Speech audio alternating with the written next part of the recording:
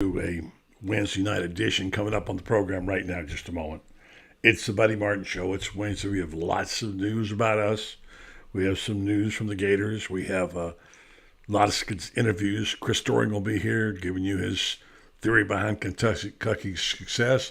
And David Moulton, who always presents an interesting program and segment, has got much to talk about tonight. We got an update on scores. A lot of stuff happening here on the Buddy Martin Show. Thank you for your support, and thank you for listening, and thank you for watching. Go and tell your friends and neighbors right now. The Buddy Martin Show is on the air. Yes, it's time again for Buddy Martin. Call him up and tell him what you're thinking, but be kind because he's doing the best he can. Better, stronger, faster.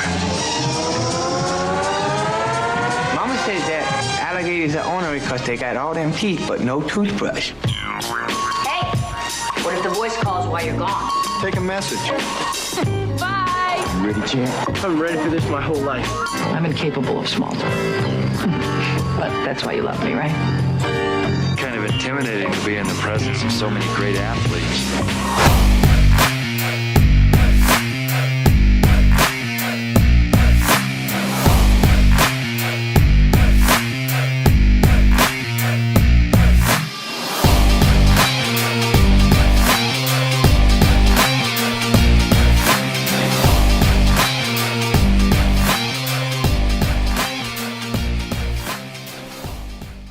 I think that these things are a little bit, I think when we say those things early, that's a subjective opinion. But, Drew Brees, the same injury that Drew had, right? And that was kind of the timetable. I don't know that he's made as much progress as quick as maybe Drew Brees did, but, he is definitely improving, and we anticipate getting him back at some point. We'll reevaluate that. I'll be able to give you more feedback next week.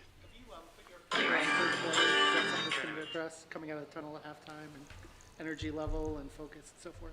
Yeah, you're thinking like me. That's a good point. It's something we need to improve. I don't know that we've started as fast in the third quarter maybe as we've started in the first quarter. So, you sure you don't have our place bugged here? You sure?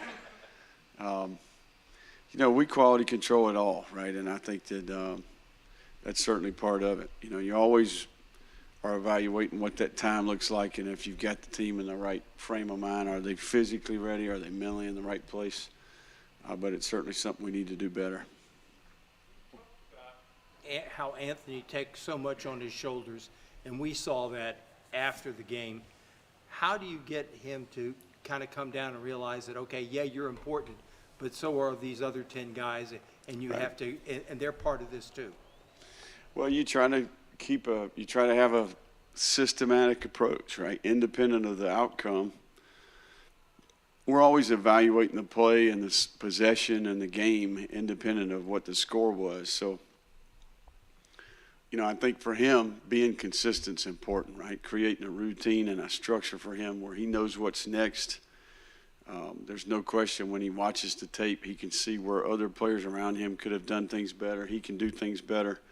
Why didn't the play work? Why did it work, right? Sometimes things work really well.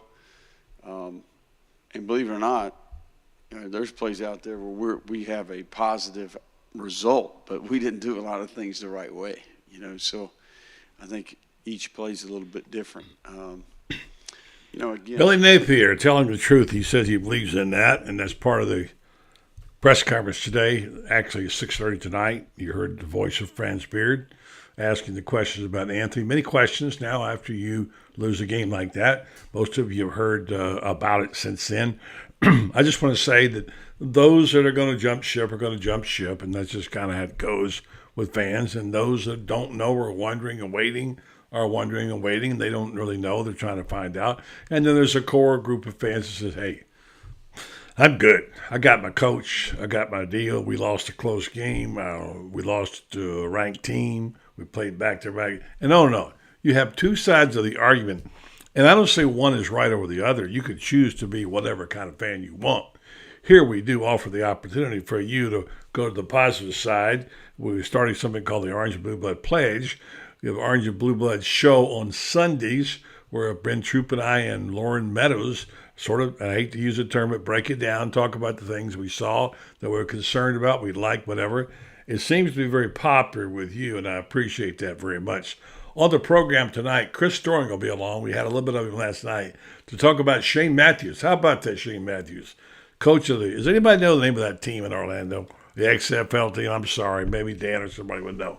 But so Chris will be along. He'll talk about Kentucky. He kind of waffled on the pick at the last minute. He let his orange and blue blood overtake his common sense, and it happens to all of us. So we'll talk about that. We have lots of news tonight on our front, not necessarily related to you, but we are so happy of some of the things that have happened. We've gotten some good news about our numbers being way up this month. Thanks to you. Appreciate that. Also, thanks to the people who are working the back end of this. And that would be Brendan Martin, Gator president. He and Joe Blackburn, a new colleague from Alabama, who has some wonderful sites, and he's really been a big help to us. And we're happy. And as a result of that, we've had advertisers come to us. And so, one day we're going to make $1. That would be great. But meanwhile, we have a lot of dedicated people who are really working hard to give you the best, and we have a wonderful group of people. I love them all. And the good news is we're going to get another one. I'm not supposed to tell you this yet, but tomorrow with the GatorBait issue, and by the way, check it out, GatorBaitMedia.com, we're going to name a new contributing editor. He's a real pro. A guy I've known for a lot of years. He's not that old. He's not much younger. He's a lot younger than me. Everybody's a lot younger than me. And he'll be joining us, Carlton Reese. He has a piece posted there. Carlton has been following the Gators for 40 years, 35 years, whatever it is. He knows sports. He's worked at a high level in magazines. He's an editor of a local magazine. He's worked at, anyway, he's a pro. And so you're going to enjoy Carlton, not just what he writes, but he'll also be doing editing and what have you. So we are so fortunate to be able to announce that tomorrow. Carlton Reese joins us, along with our talented team.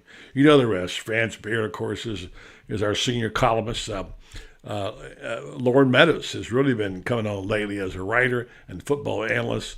Kyle Curtis, a young intern, is outstanding. And so on. Then we got photographers like Chris Spears, who's just a committed guy who's just some terrific shoots for us.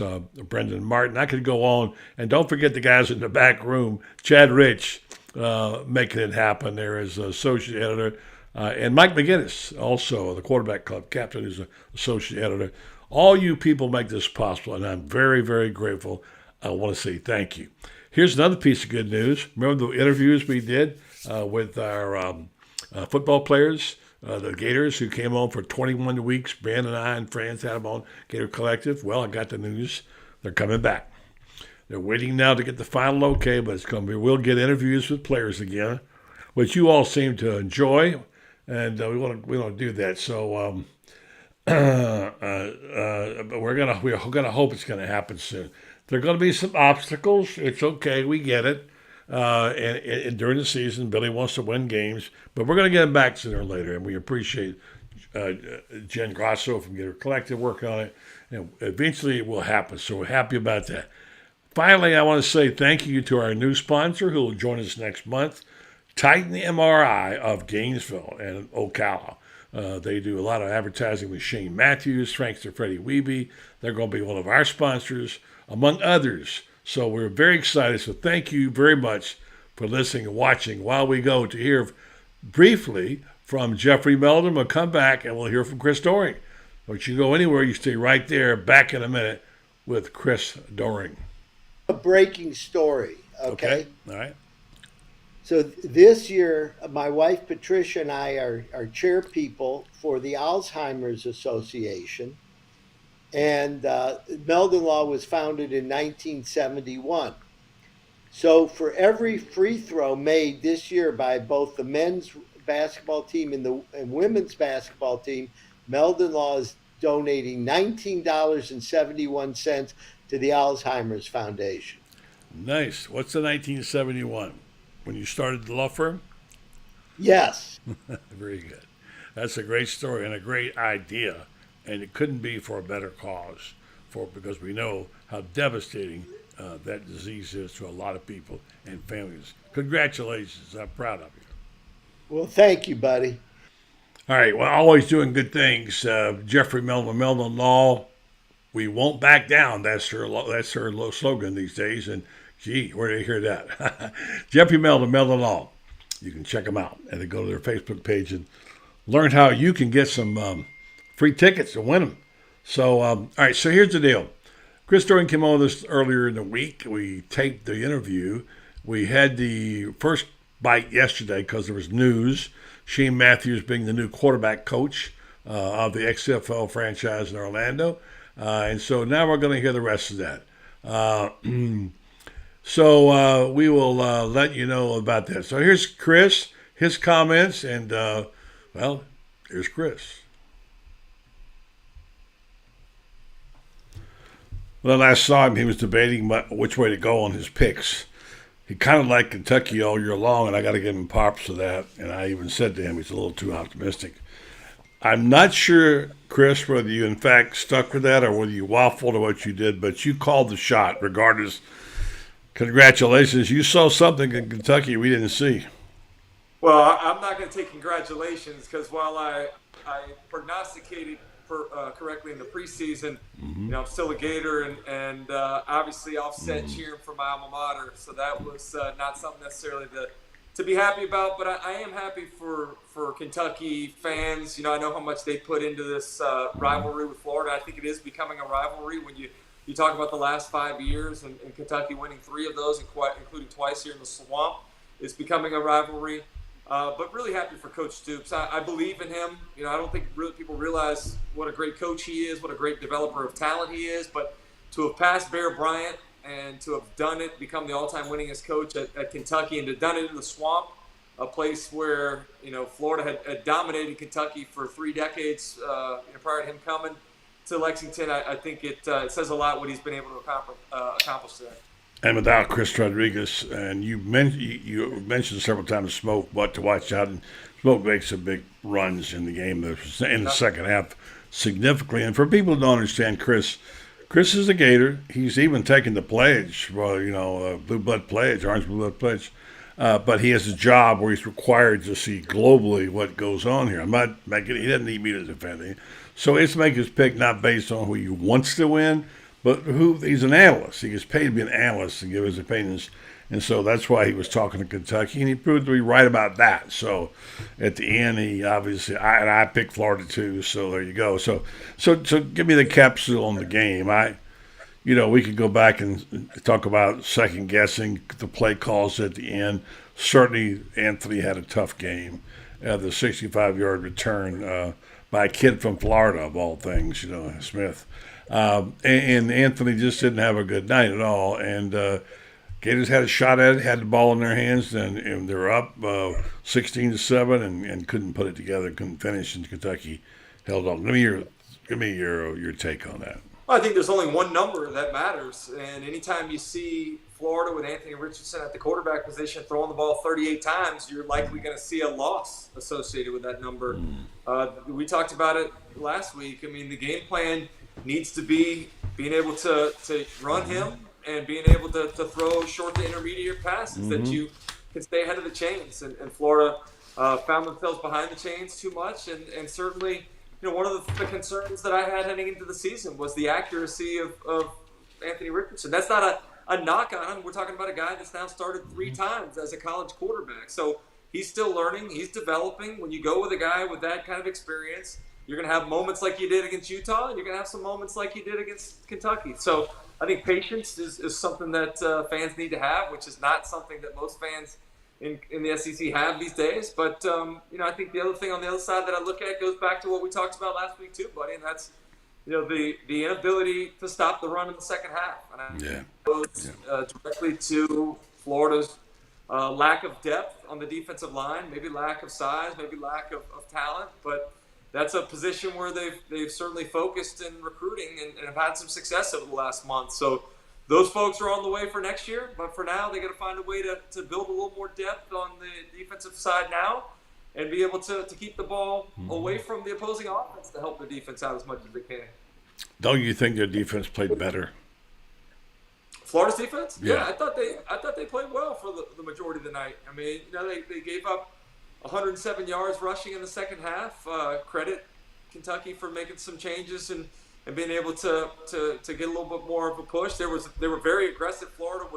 Linebackers were getting up in there aggressively in the first half, and I think that's why you saw Kentucky have some success with the play action with some of the tight end routes over the depth of the linebackers. But I thought what they give up? 16? What was it? 16 offensive points? What was the amount that they gave up? 17 offensive points. Yeah, the final score was 26-16. Yeah, and just to correct another stat, because I got it wrong earlier in the week on Shane, I said he was 14 for 34. You said 38. Actually, it was 14 for 35. So we get that corrected to be correct. I mean, I'm not good on numbers anyway. But anyway, so from the receiver standpoint, you were an All-American at that and set the record for most touchdown passes and was just recently broken. And about that. And some people said, well, was it the receiving core? Was it the routes? Was it Anthony? I saw some open receivers. Anthony just didn't have the accuracy, and he had an off night throwing passes. Did you see what did you think of the receiving core and what you saw there? And did you see open people like we did? Yeah, you're right. I mean, there were some open people, including a post. You had the perfect route on against quarters coverage early in the first quarter, and Anthony threw it about the only place you couldn't throw it. When you have that route on, if you're able to hold that backside safety and corner, usually the corner will fall back into it if he's not being held by somebody on the backside. But they were being held, and you got to flatten that guy off. When you got the inside leverage on an outside corner in quarters coverage, you got to be able to flatten him off. You don't throw that ball upfield, so that was a miss. There were a number of other misses where there were some plays there to be had, but let's not sugarcoat it for everybody else either. There were a couple running backs that busted some protections that allowed Anthony to get hit. There were some receivers that dropped some passes. There were some receivers and quarterbacks that didn't look like they were on the same page either in terms of what they were running route-wise. So there's a lot to clean up. Anthony's going to get the majority of the praise when things went well against Utah, and the majority of the criticism when they didn't against Kentucky. But there's a lot that this offense needs to go up and clean up and get better at before they take the field Saturday, and certainly before they go to Knoxville in 2 weeks. All of that plus the fact that they didn't get the breaks, and I'm not going to lay it at the feet of the officials, but there were calls that could have gone either way, like the touchdown pass, the long one, which Kinder defended about as well as you could, but Key made a better play on the ball. But when he hit the ground, you could have called it either way, 50-50. Look, he might have not held it, or he did hold it, but since there was ruled a touchdown, they had to prove conclusively that he dropped the ball, and they couldn't do that. That's a ball. Now, you could have also said, no, he dropped it, and that would have been fine, too. So those things have to go your way. Your quarterback has a bad night. You give up some big plays, etc., and there you go. You get to lose to it. And again, all shout out to Mark Stoops and his team played well in the second half. Florida had the ball and was moving the ball at 16-all. With a chance to put the game, well, at least put the game in their favor, and they couldn't do it. And they weren't good enough to overcome the pick, so that's the way it is. So where does this team? Buddy, they're not good enough to overcome the self-inflicted wounds. Right. Right. Picks, the penalties. Like, this is a team that has very little margin for error right now, and so they have to play more cleanly. Yeah. They have to take advantage of opportunities, and certainly, you gave up 10 points or 14 points. What was it, 10 or 14 off of those turnovers? Like, you just can't give away that type of scoring to opposing teams with where you are right now. Yeah. So what does Billy Napier stand now? What's next? And maybe the ceiling is a little lower. It takes 9 wins, 10 wins off the table probably. Where do you think they are right now? What do you think? The ceiling to me from the beginning of the season was 8 wins. If you could win 8 games, I thought it was a tremendous season for Florida. Considering Billy's first year here, considering the difficulty, the schedule that they're going to have to face, and now Florida State looks a little better at the end of the schedule too for how they've improved under Mike Norvell. So it's not an easy run by any means. And certainly playing in the SEC, it's going to be challenging. But I think that one of the reasons why Billy Napier came to the SEC, wanted this challenge, and I think these players understand what it takes. It's not going to be a linear upward trajectory. And anybody that thought Florida was the number 12 team in the country was being a little overly optimistic right now. They're going to have some bumps and bruises. They're going to have some celebrations. But I think having patience and understanding that this is an overhaul and not necessarily a cosmetic fix is important. Could be worse. You could live in South Bend or College Station or Lincoln today. Wow, what an unbelievable. Here's some numbers for you. I've used this several times. This is what teams pay for losses. Texas A&M paid Appalachian State to play them $15 million. They lost 17-14. Nebraska paid Georgia Southern $1.42 million. They lost 45-42. Notre Dame paid Marshall, the biggest probably upset of all, $1.25 million. They lost 26-21. Can't bring little guys to town and powder post games and beat up on them and think about it. So Florida should be careful about that, although I don't consider South Florida a Marshall or I don't consider Appalachian State. So just remember, sometimes the little guy wins. Well, here's the thing, though. Unfortunately, what you saw were some pretty good Group of 5 teams upset, some major Power 5 conference teams. And that's why we continue to get these FCS games. Like we got to get rid of the FCS games. We do. Ole Miss play against Central Arkansas, watching LSU play against Southern, like that. They shouldn't even be allowed to charge fans to come to those games. I agree. We got to figure out a way to get rid of that. I like the opportunity for App State to go to College Station and play them. They're an upstart. They've always been a little bit of a difficult win when you bring them in. So I like those type of games. Man. I don't think he'll be invited back. That's my opinion.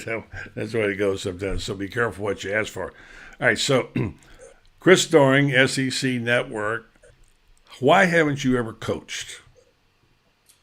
I think for me, I always was interested. I think I would have been a really good coach. I think the things that made me a good player were the things that would be able to help me be a good coach. That's attention to detail. Like I wasn't as good enough athlete to just roll the ball out there and show up and beat everybody else. I had to use great technique. I had to understand the game. I had to pay attention to the little things. And I think those are the things that I'd be able to teach other receivers. And you look at guys like Michael Jordan or Magic Johnson, those guys are so good, they couldn't teach people how to do the things they did.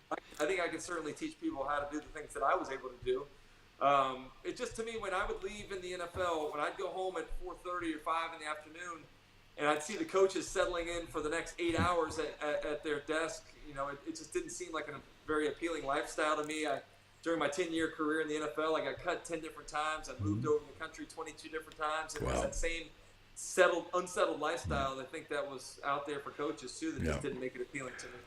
Well, the news that one of your colleagues now has gotten a coaching job, his dad was the coach, and the news today, although he's not allowed to talk about it, is that Shane Matthews is the new quarterback coach of the XFL franchise in Orlando. I don't even know their names, but I'm so happy for Shane because he always wanted to be a coach. He's coached in high school, and now he gets to live his dreams. So how do you think he'll do?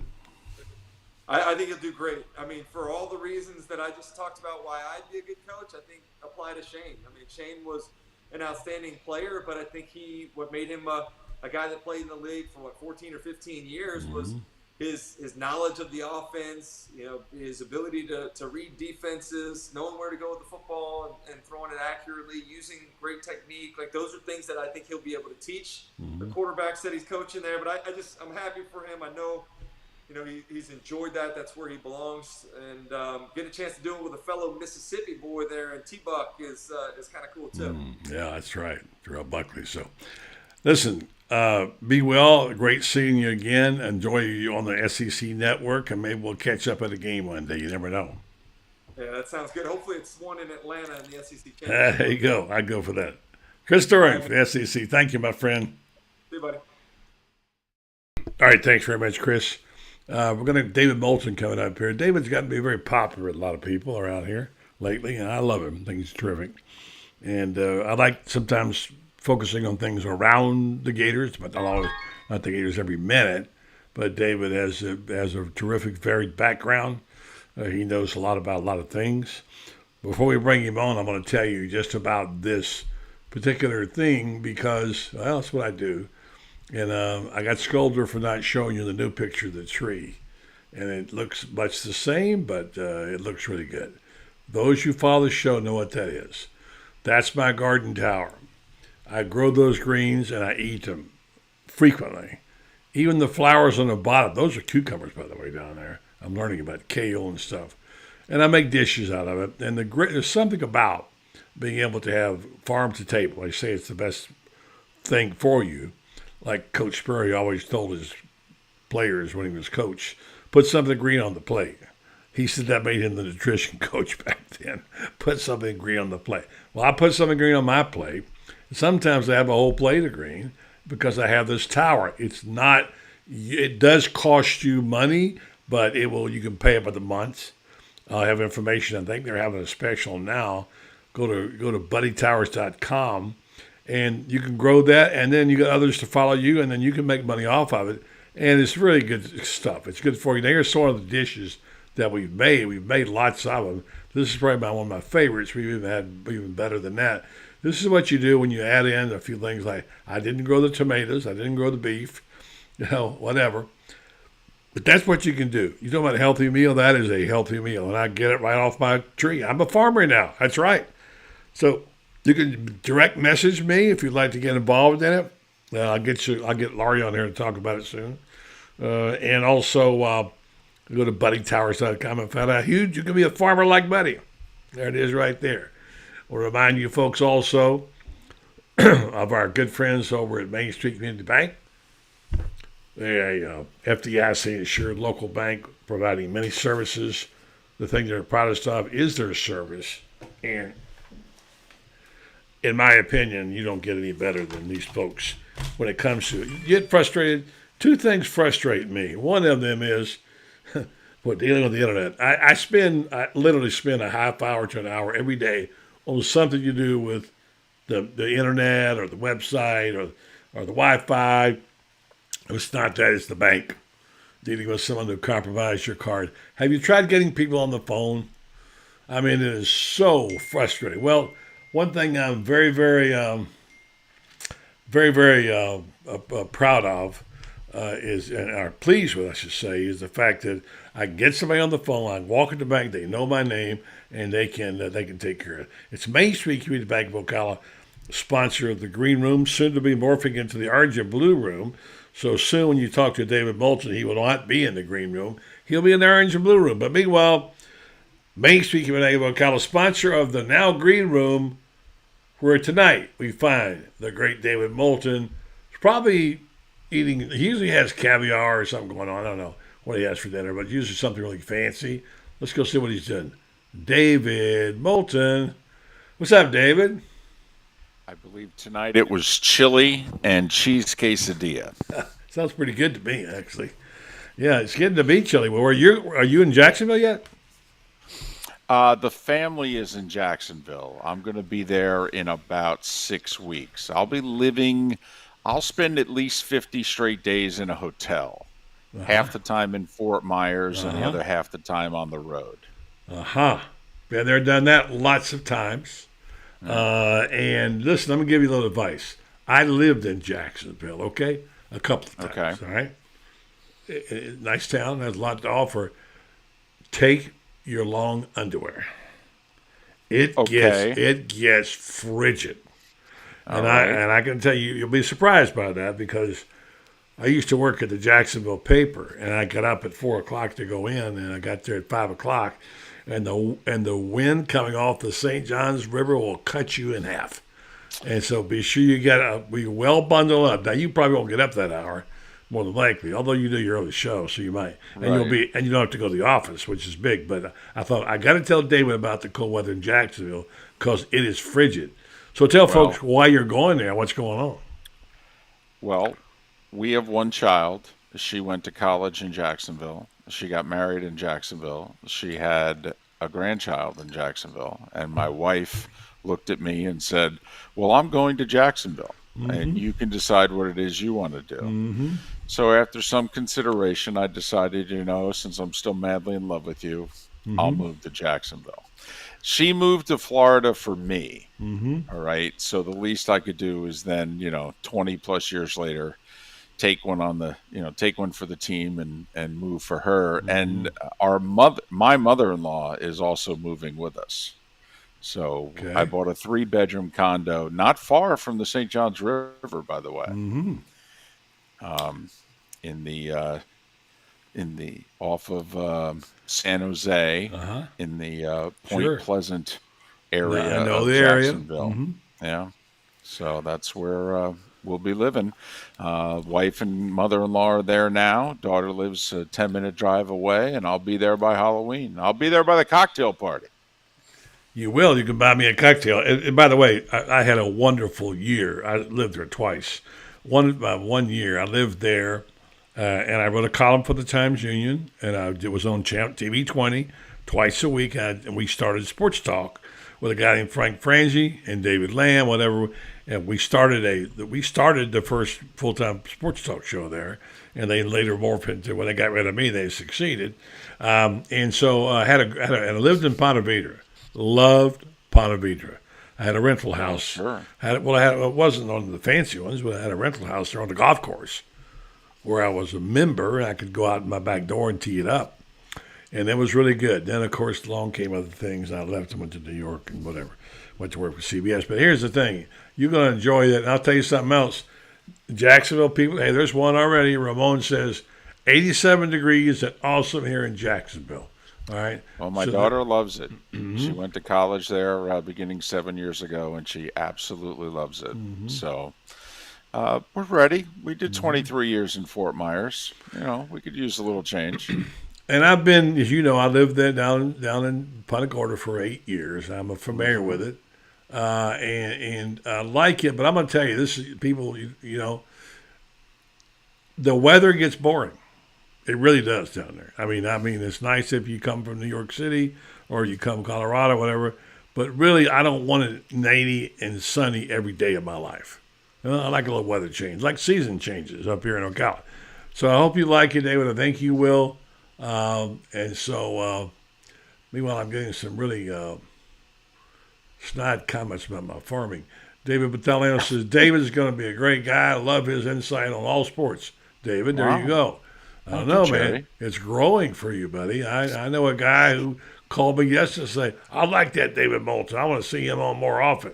I said, well, we'll see about that, but I can't work for nothing forever. Well, we got to figure something out. I said, okay, we'll figure something out. So, but anyway, so all that's good. Then let me see what else. Somebody else said, made some other comment about you. Always welcome, David. I guess Gene, who loves my tower, by the way, Gene McLean says he lives in Jacksonville. Always welcome, David. What if he means you can stay at his house? You think? Huh? Well, I haven't been kicked out of my house yet. All right. Yeah. I mean, she still loves me. I saw her this morning. I mean, she still loves me, so we're okay. That's good. I have a lot of things to talk to you about tonight. Okay, go for it. Not all of them are football, but right. And I like your versatility because you're well versed. Dan Bond says, I like David's point of view. I don't know. Did you change your hairstyle or something? People are liking you. They hated you last week. Well, it's part of my charm. I think it's the stash. Oh, really? Yeah. This is just. Well, what's this lip on the lip up here? This is what happens when you do radio full when time. Your wife leaves. And when you're living in a hotel for 50 straight days, you can get a little, rough around the edges. There you go. So, all right. So let's start with the Gators. We haven't talked about Kentucky yet. I'll be honest with you, I'm kind of tired of talking. I talk about it all week long, but I know it's what people care about. We can analyze it from 6 different ways. Today, somebody sent me a text that said, Billy Napier's getting bashed for how he handled the loss. What are they talking about? I was there for the interview. I heard, what are you talking about? How he handled it? I thought he handled it really well. And they say it's trending on Twitter. It's really hot right now. We probably ought to put it up on the website. No, because that's totally false. Again, it's look, it's okay to bash a coach or a guy or complain and argue and fight. They would not even fight. But don't come up with something like that. This is amateur hour, right? Somebody who doesn't know what else to say, so to say, well, he's into moral victories. I didn't get that at all on that. And that's the thing that drives me nuts about it sometimes, is it's not just the opinions. You're entitled to it. It's the half-baked, not 2 cents worth, not even a penny's worth, of people who are FAUX fans, David. But I've decided I'm not going to try to tell them how to think and what to do. I throw it to you, Mr. Moulton, to put in perspective. Well, a couple of things. First off, I think it's still difficult for a Gators fan to give Kentucky a lot of respect.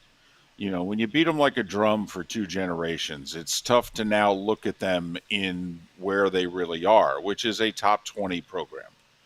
Now, this year, I must admit, when you look at the competition around, they might be a top 15 program. And they may be, we'll see, they may be the second best team in the East. And I think it's really difficult for a Gators fan to acknowledge that. So that's why when they lose to Kentucky, I think a Gators fan gets really down. Kind of like, are you serious? We just lost to Kentucky. Well, you didn't lose to Kentucky that you played for 35 years. This is a solid program built the right way. This is getting a bunch of kids from Ohio, pretty rich state for talent, not Florida rich, but rich. And he's doing it the right way, and he's getting transfers because he's in the SEC, and he's got a good quarterback.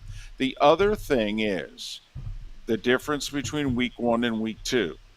Kentucky had tape, and Kentucky said, yeah, we're going to make life a little more difficult for Richardson than Utah did. Yeah. And so they took, Richardson in Florida, they were operating with both hands against Utah. Mm-hmm. Kentucky took one of the hands away and said, beat us this way.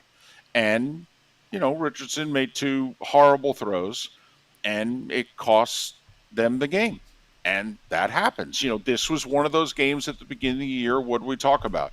This was a 1-score game in theory. And it was. You take those 2 bad throws away, this is definitely a 1-score game. Might have been a 1-score game in which the Gators win. So I just think, coming off the high of Utah, the loss to Kentucky is really difficult to handle. Also because it's a conference loss. Now it's like, damn, if we go to Knoxville and lose, which that's going to be a tough game. If we go to Knoxville and lose, we got 2 conference losses before October. We're not playing for anything, if you know what I mean. We're not going to get, in all likelihood, to the cocktail party in which we're still playing for something in the conference. And that's disappointing for a Gators fan. They at least wanted to get to Georgia and be like, okay, let's see what we have. So, I thought Napier, by the way, was telling the truth after the game. Absolutely. And then I thought he was telling the truth after he looked at the tape. And I like the truth. I'm a big fan of the truth. And I know sometimes fans want propaganda. Mm-hmm. I'm a big fan of the truth. And quite frankly, you can't handle the truth. What was that from? But athletes like the truth. Athletes can handle the truth. Athletes don't like, propaganda. They don't. They don't want to be sold BS. Athletes want to know where they stand. The good ones want to be coached, and they want to be coached somewhat hard. So I like coaches that tell the truth and aren't selling you whatever it is you think they're selling you. So I'm fine with how Billy Napier handled the loss, the night of the loss, and in the aftermath of the loss. I'm with you on that. Well said. And I don't think sometimes fans understand how lucky they are to have someone who addresses the issue. He doesn't dodge anything, who talks straight to his players, who says, we didn't accomplish the mission, we failed, it's coach's fault, it's players' fault, like Spurrier used to do, and says, I think we can fix some of this, who goes to the tape and sits Anthony Richardson down and says, look, you made this play, that guy made that play. And he says on the bite here somewhere I had, look, some plays we got away with things. We made good yardage. And even though a couple guys didn't do their jobs right. And sometimes Anthony failed because he didn't do the job, and sometimes you feel because somebody else didn't do the job.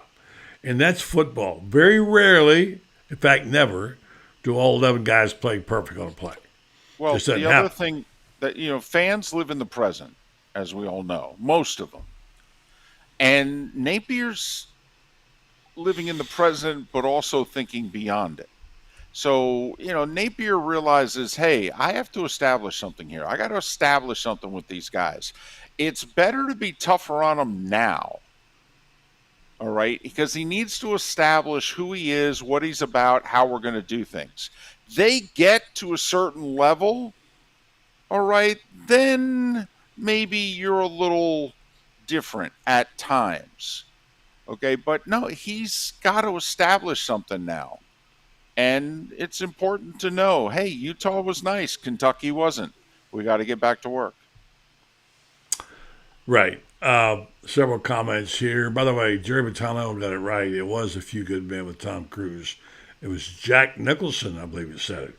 You can't handle the truth, right? So there you go. Correct. Yeah, so my gosh, we could spend all night talking about what happened around the country. Boy, Jimbo's star sure fell. And we discussed this, I'm sure, on your show in the mornings. You talked about what happened in South Bend, what's happened in Lincoln. Scott Frost is gone. And it's a crazy year already, and we just got started. I think where we stand now with Florida, and again, I'm not a fortune teller, but we're paid, David, well, not much, but to give our projections, right? It's like, what is the upside? What is the downside? What's the trajectory going to be? I said this earlier in the week, and you can tell me I'm wrong or right, or what you always do, usually wrong. But the thing is now what that win did. First of all, you had the game in your hand. Once the punter kicked the air snap over his head, kicked it out of the end zone and got to safety, the game was there for the taking. It was right, like a big old low-hanging fruit. And they couldn't do it. Anthony had the interceptions, et cetera, et cetera.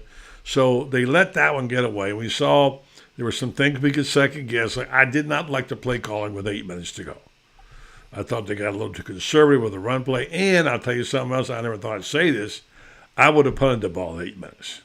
But he obviously didn't have 100% confidence in his defense to do that with. So they're second guesses. And he's owning his, without question. I really like Billy Napier. I don't like him any less after I did after Utah. I think he's smart. I do think what has happened is we've probably taken 9 wins off the table. Probably. Not that I was projecting that, but it looked possible. You think if they get through those first 4 games and even go 3-1, which they still could do, by the way. Anyway, so it kind of takes it off. So going forward, ought to be a W this weekend. I'm assuming that I know there's Appalachian State and all that stuff. I hear, according to what I was told, I haven't seen the film, but I know that some people have and said they're not very good. South Florida. And Tennessee's going to be rough in Tennessee, and Hendon Hooky, and how the quarterback holds up there will be key. So here we are at this point in time. How do you see it going forward? Because a couple of weeks ago, I was looking, I thought 10-2, maybe, and 9-3.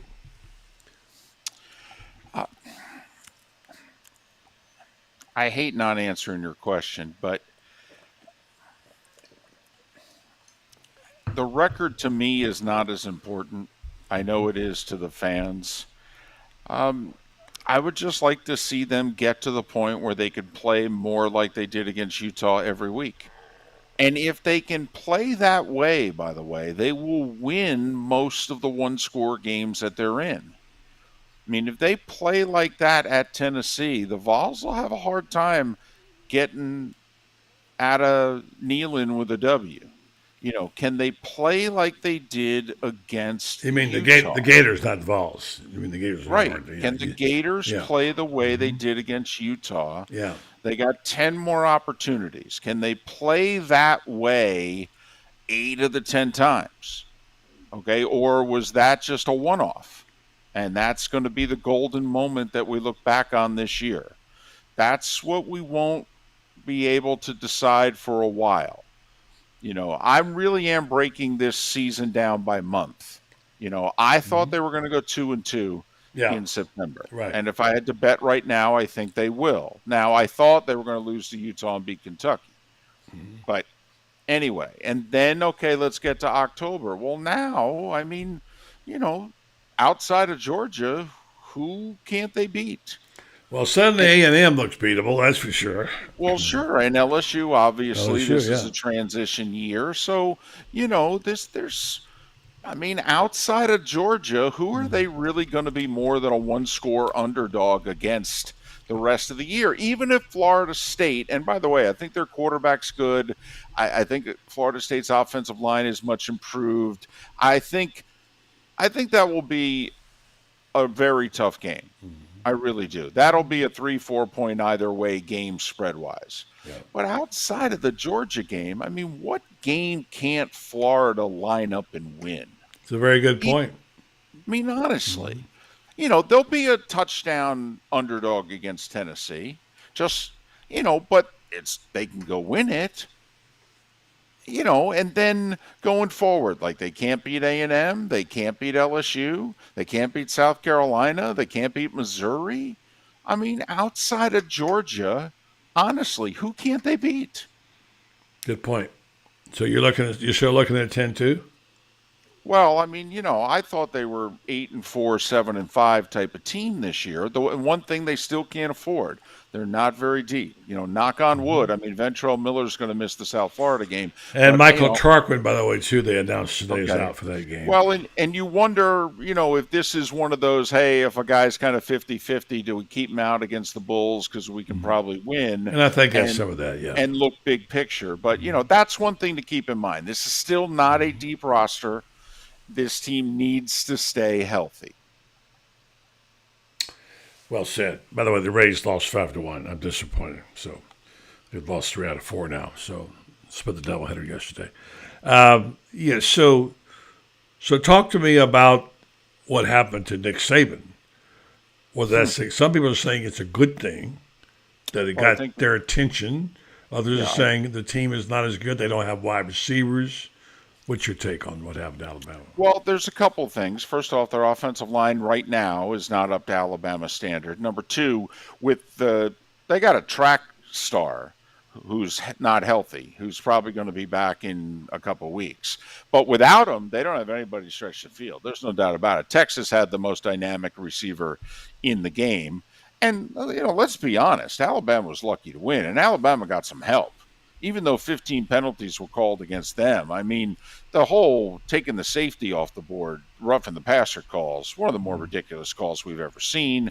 Not calling the face mask on, Anderson there. I mean, they call that face mask. That's 1st and goal at the 3. Texas probably punches that in instead of settling for a field goal. That makes Alabama need a touchdown on the final drive. On the final drive, the big play on the drive was the scramble in which the pass rusher was damn near tackled. Okay, and he couldn't get to Young, who avoided the sack. So, I mean, Alabama got lucky. They really did. They got some breaks. They were lucky to get out of there with a W. And, Nick's had games like this before. I mean, I don't know if it was a national championship year, but it was definitely an SEC championship year in which he was lucky to get out of Arkansas, bad Arkansas team too, with a 1-point win in early October. I mean, Nick's had some games like this in the past. They'll get better. They always do. They have a dynamic quarterback, so they're going to be a really tough out. Well, Lauren Meadows asked a good question. I have my opinion about it. Did Kentucky have the blueprint, or was it a one-off? I thought they had the blueprint. But the blueprint's been around forever, and I hate to pull age on you, play the age card, because it's used against me usually. But the bottom line is that this is what you do to an accurate quarterback, a quarterback who's not accurate with a strong arm. Right. John Reeves, happened to him at Auburn. He threw 9 interceptions, a record, NCAA record. And what did they do? They dropped 9. And Kentucky's dropping 7, 8, 9 every play. And let's be honest, they made some athletic plays. The one that had an interception was incredible. It was. The 50-50 ball that Key called, I think Kinder was a heck of a defense. I think Shane said the best. It was a heck of a throw. It was a heck of a defensive play and a heck of an offensive play. And if you looked at it close, depending on what color glasses you're looking through it, it could have been not a non-catch because the bobble did bobble. And the thing about it is because it did get called as a catch, they couldn't turn it over. But I think the blueprint is, listen, if you're going to pick your poison facing Florida, you want them to beat you throwing the ball from the pocket. Can you keep Richardson in the pocket? And can you say to them, listen, your offensive line is pretty good running the ball. You've got a stable of running backs, certainly two running backs that look very formidable. And then if Richardson's going to run the ball 10 plus times a game, damn, you've got potentially 30 plus carries that are a handful from those two running backs and the quarterback. And so if you're the defensive coordinator, I think you're looking at Florida going, listen, we got to keep 15 in the pocket and make him beat us throwing the ball. And if he does, you tip your cap and you say, well done. Yeah, and I suppose that's it. There were plays that weren't made that could have been made, obviously. Yeah, and he missed some throws. I mean, 14 for 35 is, obviously that's not good not enough. a good night. You got to do better than that. But and you can't throw it 35 times. If you're throwing 35, you're probably not going to win. And there's a couple other things here.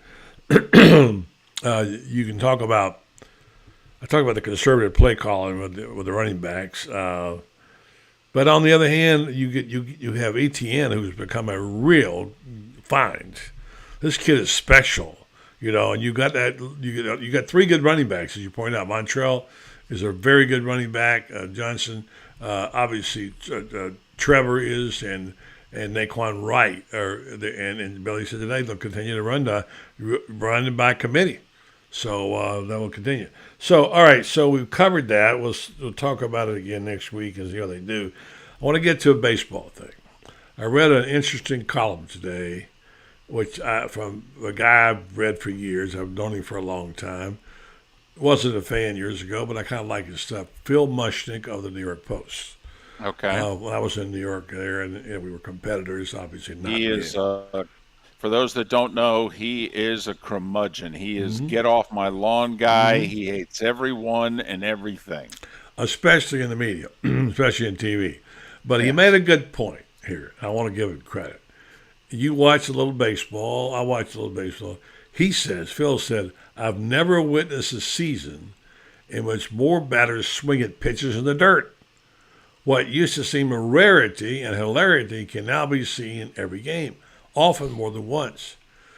There's Giancarlo Stanton, you remember him, whose batting skills have eroded as of Friday. He was batting .213. Even if the analytics fantastic say, but batting average don't matter anymore, as he tries to uppercut every pitch in which he indiscriminately swings. Home run is every bat, which is going around to a lot of people. He says, basically, baseball is primed next season to address the continuing abandonment of winning fundamentals through legislation, banning the form of analytics and the shift to protect spreadsheeted, laptop, homer-addicted analytics. He says, I'd like to see the analytics banned and see the shift before I see the shift ban. The Braves are the master at that. They're the ones who had the best. Joe Madden put it in. And now they all live with it. What are the changes? We read about some of the other changes last week. Now about what the pitchers can do. They have a pitch clock. A lot of stuff. The game is changing a lot. What do you think of those changes, and which is your least favorite and which is your most favorite? Well, you brought up a lot of stuff there quickly. The only thing I would say to Mushnick is in the 80s especially, but even into the 90s, when the split finger was becoming the pitch, they would start it at the knees and it would dive into the dirt. And so we went through a phase in baseball where guys were swinging at pitches that were in the dirt because of the split finger. But it's true. Everybody's swinging for the fences now. That's the way the teams want to play, and you get rewarded for home runs, and we all know the drill. Listen, I hate analytics to a large degree in sports. I don't like the getting rid of the shift in theory. I think you should be allowed to play defense any way you want. But yet I'm a hypocrite because I also hate when the second baseman is 20 feet out in the outfield. I don't want my defense looking like it's softball and the extra outfielder.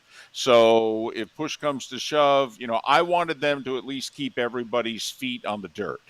You could have 6 guys on one side of the field if you want, but they all need to have their feet on the dirt. They decided to say, okay, no more shift. All right, I can live with it. Let's give it 3-5 years. See how the rules are going. They had instant replay in football, got rid of it for over 10 years, and then brought it back. So, who knows if these rule changes actually stick or not. I love the pitch clock. Love it, love it, love it. It works. I've seen it work. Mid-90s in independent league baseball. It works. It just worked for 2 years in the minors. It took a half an hour off games. I love it. Baseball games need to stop being 3 hours and 10 minutes. They need to be 2:30, 2:40 at most. All right? And I love it. Absolutely love it. And everybody just needs to move faster and deal with it. Suck it up, Buttercup.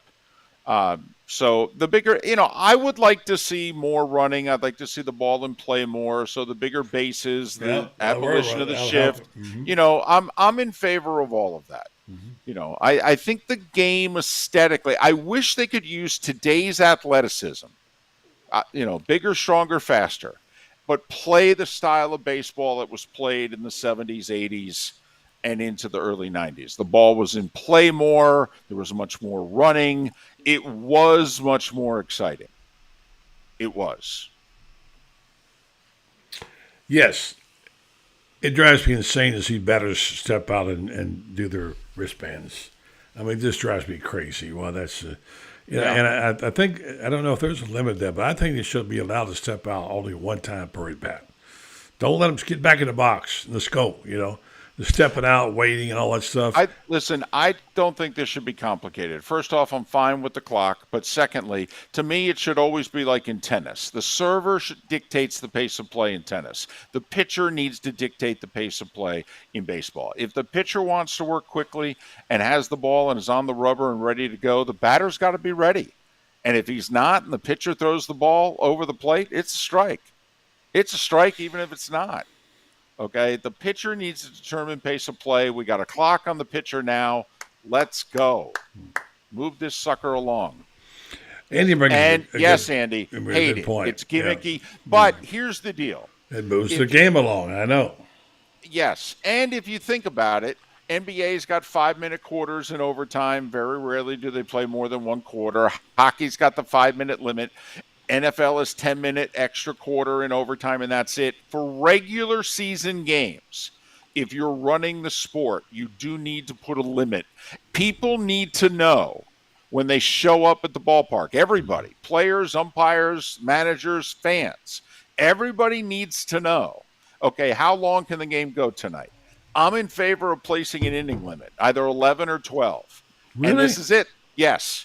Yes. Tie games, David? You can't have tie games. Of course you can. Of course you can. Hell, we had tie games in the World Series, buddy, 100 years ago. I know. You can have tie games. I don't want to go back 100 years ago. But also, buddy, here's why. What determines a playoff spot? Winning percentage. If you don't get a win out of that game, that can come back to haunt you. Same in the NFL. 9-8 versus 9-7-1. The Steelers got in last year because of the tie against Detroit, because they didn't lose it.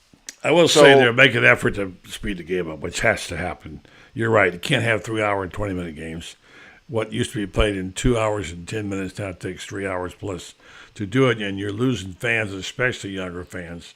And I get that. And finally, there's other changes that need to be made, too. One other thing I just want to throw out there, buddy. I can tell you're a Rays fan. The Rays are one of the biggest culprits in slow baseball. I know. They got to move it along. Yeah, I get it. So I don't think they should be exempt from it. Well, anyway, I like that they're trying to fix the game, but don't overdo it. I think there are things in basketball, like I've always said, when you have overtime, you should add a personal foul. You should get one. If you got 4, you should have 6. So you don't. If you're out of the game, you aren't going to come back. But to me, you're putting it back out there for 5 minutes. And the guys who got 4 aren't going to play as hard. So give him an extra foul, in my opinion. Anyway, many other things. All right, David. So any particular, where will you be this weekend with CBS? Penn State Auburn. Interesting. And Two yeah, interesting teams. Yeah, there's definitely a few interesting games this week. Miami A&M. Miami. Wow, what if Miami beats Jimbo? Well, here's what I don't understand. First off, how is A&M still ranked?